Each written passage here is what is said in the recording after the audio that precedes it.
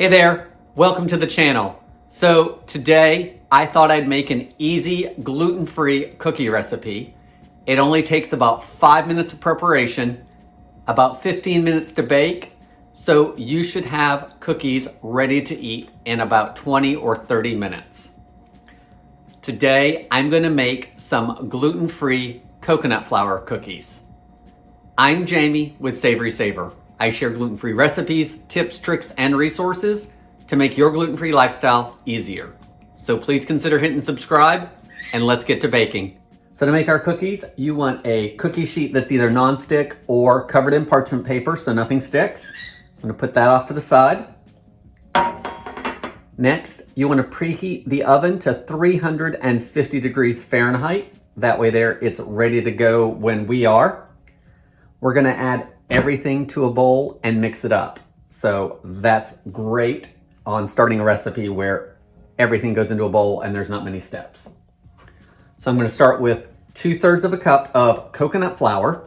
Coconut flour is something that I don't bake with or use very often. I'm still learning it, but one of the things it does really well is it absorbs liquids really well. So we should have a pretty good dough by the time we're done. To the coconut flour, I'm gonna add 1/3 of a cup of light brown sugar. I'm gonna add 1/4 of a teaspoon of baking powder. Make sure it's listed as gluten-free, as some of them are not. I'm gonna add a little bit of peanut butter, just 2 tablespoons. So I'm gonna kind of guesstimate this. There's 1. Next, we want to add 2 eggs. I've just got them in my measuring cup just to save me washing another dish.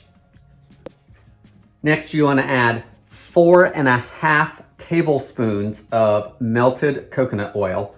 And the easiest way to do this is 4 tablespoons is 1/4 cup. So you want to do that and then another 1.5 teaspoons of it to get you to that 4.5 tablespoons. And if you don't have coconut oil, the next best substitute would be to use some butter. That would probably work well. Let's dump that in there. Now I'm gonna mix it all together. I'm just gonna try to use my fork. See how that does. We'll move to a spoon if needed.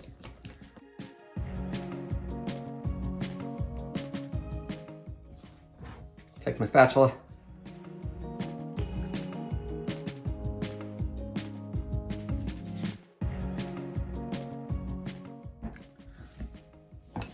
Our dough's come together nicely. I am gonna add one more ingredient.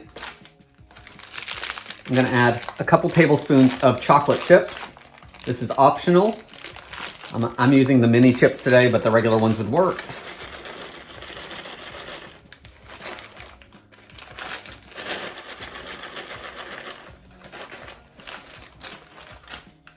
That's somewhere in the area of 2 tablespoons probably. Let's give it another quick mix.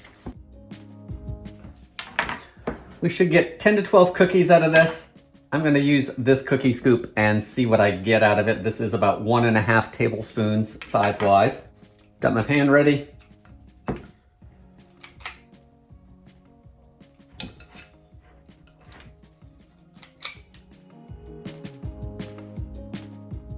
So I actually got 15 cookies out of this by using that cookie scoop. And the last thing we wanna do is we wanna press everything down a little bit. So let's see if the back of this is enough.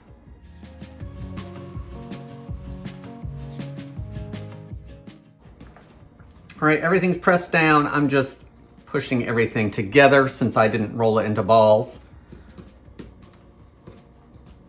A little bit of room in between each one in case they spread.